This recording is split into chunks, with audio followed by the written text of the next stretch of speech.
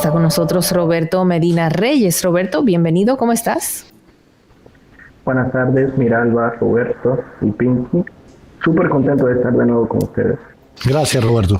Roberto, vamos a conversar contigo sobre la siguiente noticia. Tras el levantamiento del estado de emergencia, el Ministerio de Salud Pública adoptó la resolución número 000048, que entre otras medidas exige la tarjeta de vacunación a la población mayor de 12 años para asistir a lugares públicos, privados y acceder a distintos medios de transporte público. Con esta medida, derechos como el libre tránsito, la libertad de reunión, la asociación estarán limitados por la presentación de un reporte de inoculación. Esta decisión, sin un estado de excepción de por medio, ha provocado una colisión de consideraciones a partir del derecho constitucional. Vamos a tratar este tema a fondo con el jurista, profesor y magíster en Derecho Constitucional Roberto Medina Reyes. Roberto, cuéntanos a ver, ¿es constitucional o no que te pidan ahora a la entrada del metro o de un restaurante tu tarjeta de vacunación? Para determinar la inconstitucionalidad de cualquier medida, hay que analizar el...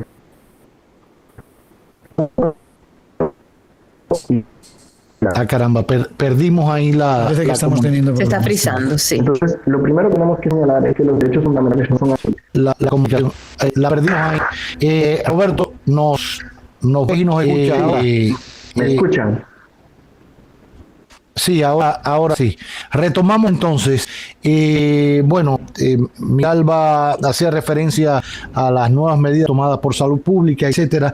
¿Hasta dónde llega lo constitucional o inconstitucional de solicitar a una persona una tarjeta de vacunación con al menos las 2 dosis para entrar a su centro de trabajo, para poder entrar a un cine, a un restaurante, entrar al metro? Claro. Lo primero que hay que señalar es básicamente que los derechos fundamentales no son absolutos, de manera que su ejercicio puede ser limitado por el Estado. Ahora bien, la intervención reguladora del Estado tiene que observar 3 límites constitucionales que están estipulados en el artículo 74.2 de la Constitución. Es decir, que cualquier limitación a un derecho fundamental tiene que observar 3 cosas. Primero, observar el principio de legalidad. Segundo, el principio de razonabilidad. Y tercero, el contenido esencial del derecho regulado. El principio de legalidad está vinculado con la existencia de una reserva de ley en materia de regulación de derechos. ¿Qué es eso? Pues básicamente que el constituyente solo faculta al legislador para restringir o limitar derechos fundamentales. De manera que el Poder Ejecutivo solo puede adoptar medidas que mejoren o garanticen los derechos en virtud del artículo 8 y 68. Pero la facultad de limitarlos, de restringirlos, fuera de un estado de emergencia, solo está atribuida al legislador, quien no puede delegar en el Poder Ejecutivo esta función. O sea, en otras palabras, primero, tenemos que partir de algo. Las medidas del Ministerio de Salud Pública en medio de esta pandemia, ya fuera de un estado de emergencia en el país, restringen o de alguna manera limitan ciertas libertades del ciudadano. Partimos de ahí, debemos ir subrayando los conceptos. Hay ciertas libertades que usted como ciudadano, por estas decisiones del Ministerio de Salud Pública, se ven restringidas. Bien, el único que puede restringirla, según lo que comenta Roberto, es el legislador. En base al artículo 74.2 de la Constitución, correcto. ¿Qué debió haber hecho entonces el Ejecutivo? Hay 2 formas. Estas medidas hubiesen sido posible adoptarlas, esto sin analizar el fondo, ¿verdad? Solamente la forma. Hubiesen podido ser adoptadas dentro de un estado de emergencia, que es un estado de excepción constitucional, o en cambio hubiese podido ser adoptada a través de una disposición legal, que el Congreso, quien es el órgano de mayor representación pública, ¿verdad? Que tiene la legitimidad representativa, pues entonces sea quien a través de una ley disponga medidas similares. Es importante señalar, Roberto, que el Ministerio de Salud Pública está adoptando esta medida en virtud del artículo 149 de la Ley General de Salud. Y este artículo establece que cuando estamos frente a un estado epidémico, pues el Ministerio de Salud Pública puede adoptar medidas para combatir esa situación. Hay que tomar en cuenta que la Ley General de Salud es del 2001. Por lo tanto, todas las disposiciones de esa ley se tienen que interpretar de cara a la reforma constitucional de 2010. Es decir, de cara a la Constitución que se adoptó en el 2010. Y por consiguiente, de cara al artículo 74.2 de la Constitución, que establece de manera expresa que la restricción de derechos, como sería, por ejemplo, solicitar una tarjeta de vacuna para acceder al servicio público, pues evidentemente tiene que ser adoptada por el legislador y no por el presidente o por la administración central. Ya. Miralba. Sí, he escuchado, no sé profundamente de ese tema, de que bajo la ley de salud pública es posible poner algunas restricciones y sanciones. ¿Es así? ¿O hasta dónde llegarían entonces esas restricciones que a través de la ley de salud pública se pudieran presentar a la población? Claro, sí, es posible, pero tienen que ser medidas que no restrinjan el ejercicio de un derecho. Por ejemplo, tú puedes exigir la utilización de mascarillas porque no es una restricción de manera fundamental en el derecho a la libertad de tránsito. No ocurre lo mismo cuando tú le exiges, por ejemplo, a una persona que va a utilizar el transporte público que esté vacunada, es decir, que presente su tarjeta de vacunación. Porque le estás limitando un derecho del libre tránsito. Correcto, la regulación es más incisiva sobre el derecho a la libertad de tránsito. Adicionalmente, habría que hablar de que estamos frente, especialmente me estoy refiriendo al acceso al transporte público, ¿verdad? No a los locales públicos y privados o a los centros de diversión. Especialmente a este tema, estamos hablando de que es un servicio público que tiene que ser prestado por el Estado en base al principio de universalidad. Lo establece el artículo 147 de la Constitución. ¿Y qué es que el servicio público debe ser universal?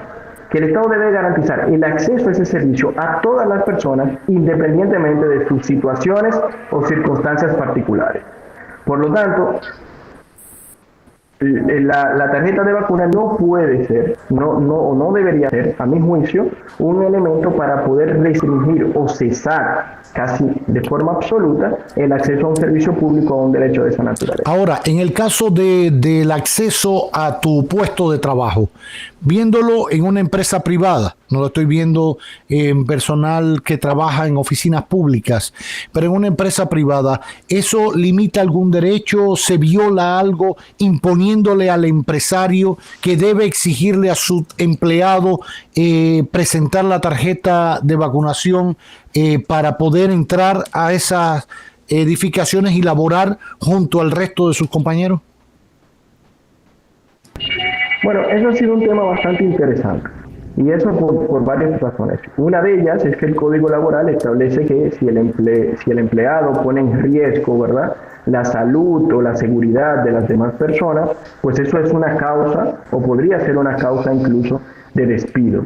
Sin embargo, yo entiendo que existen otras medidas que son menos incisivas, menos gravosas, como sería reubicar a esa persona o establecer, por ejemplo, distanciamiento u otras medidas que no afecten el derecho al trabajo, que sí es un derecho fundamental y es un derecho social que tiene un corte colectivo, ¿verdad? Porque el derecho al trabajo no solamente se traduce en una garantía individual que tiene cada persona, sino que además es un elemento fundamental para garantizar el crecimiento económico. Entonces, de cara a esa función social o colectiva o institucional que tiene el derecho al trabajo, entiendo que igual en las empresas privadas, el Estado, en este caso el Ministerio de Trabajo, como institución encargada de garantizar los derechos laborales, pues tiene la obligación de garantizar que las medidas que se adopten no sean medidas tan gravosas para los derechos o intereses de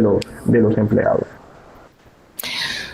Se habla de una confrontación de derechos porque está el derecho que cuida el bien común, a la colectividad.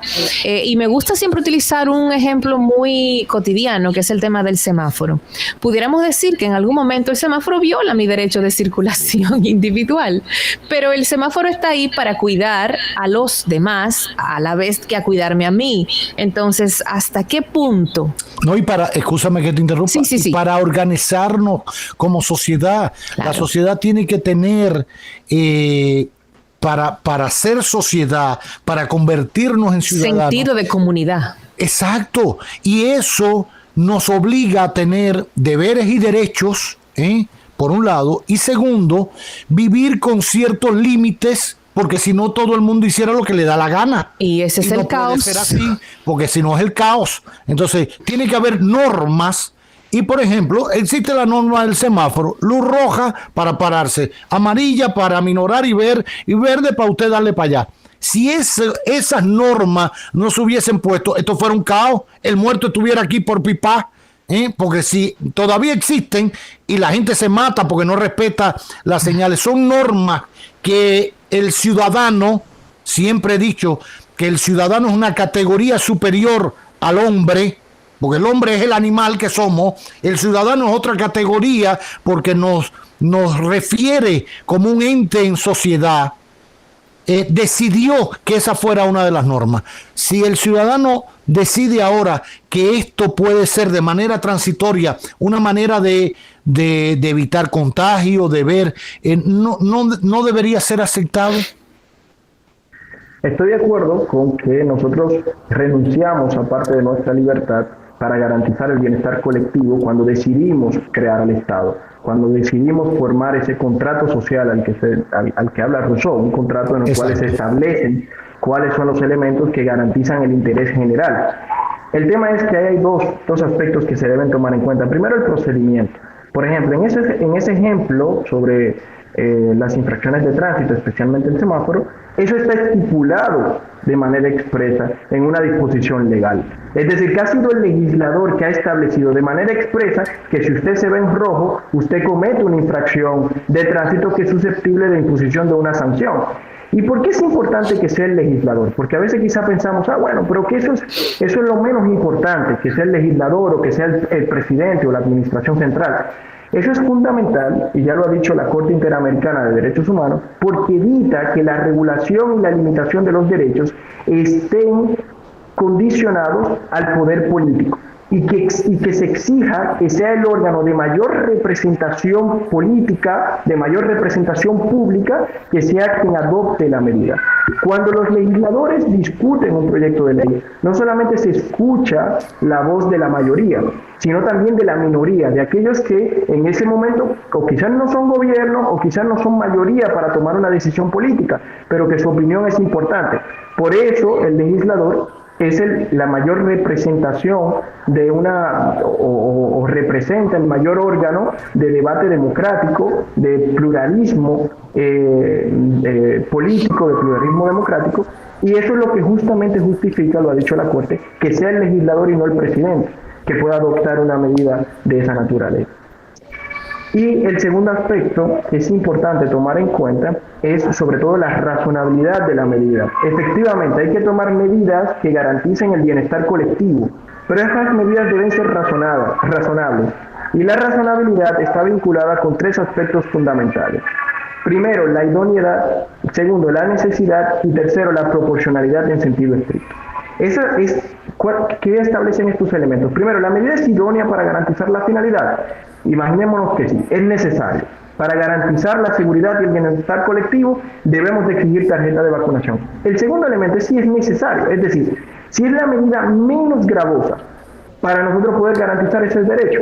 Y ahí yo entiendo que de cara, por ejemplo, a servicios públicos como el transporte terrestre, estoy de acuerdo con el acceso, por ejemplo, a los lugares de recreación.